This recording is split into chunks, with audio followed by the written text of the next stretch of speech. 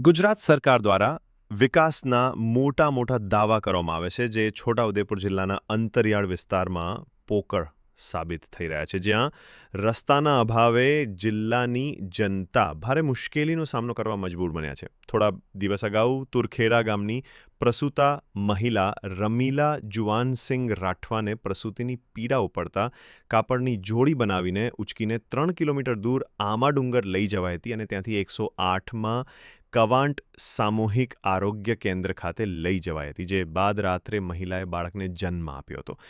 આવી જ વધુ એક ઘટના આજે નસવાડીમાં બનવા પામી છે, જ્યાં રસ્તાના અભાવે એમ્બ્યુલન્સ પહોંચી નહીં શકતા પ્રસૂતા મહિલાને ઘરે જ પ્રસૂતિ કરાવવાની ફરજ પડી હતી. જ્યારે બીજી તરફ વલસાડ જિલ્લાના કપરાડામાં સ્મશાન ગૃહનું પાકું મકાન નહીં હોવાથી ચાલુ વરસાદે ખુલ્લામાં અંતિમ સંસ્કાર કરવાની ફરજ પડી છે. તેમજ સ્મશાન ગૃહ સુધી જવાનો રસ્તો પણ કાચરો હોવાથી ખૂબ જ હાલાકી પડી રહી છે.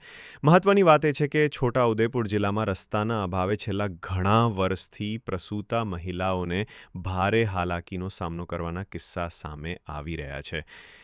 એક તરફ સરકાર વિકાસના મોટા મોટા દાવાઓ કરે છે અને બીજી બાજુ અંતરિયાળ આદિવાસી વિસ્તારમાં રસ્તાના અભાવે સરકારની 108 પણ પહોંચી શકતી નથી, જેને લઈને બીમાર વ્યક્તિઓ અને ખાસ કરીને પ્રસૂતા મહિલાઓને ભારે મુશ્કેલીનો સામનો કરવાનો વારો આવી રહ્યો છે.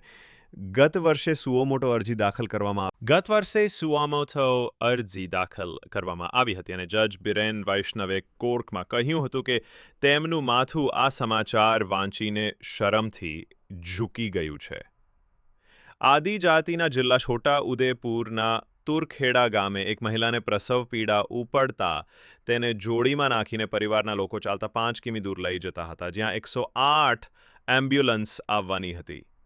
ત્યાંથી મહિલાને પ્રાથમિક સારવાર કેન્દ્ર ખાતે લઈ જવાની હતી, જે 25 કિમી દૂર હતું, પરંતુ રસ્તામાં જ મહિલાને પ્રસૂતિ થઈ ગઈ અને તેને દીકરીને જન્મ આપ્યો અને મૃત્યુ પામી.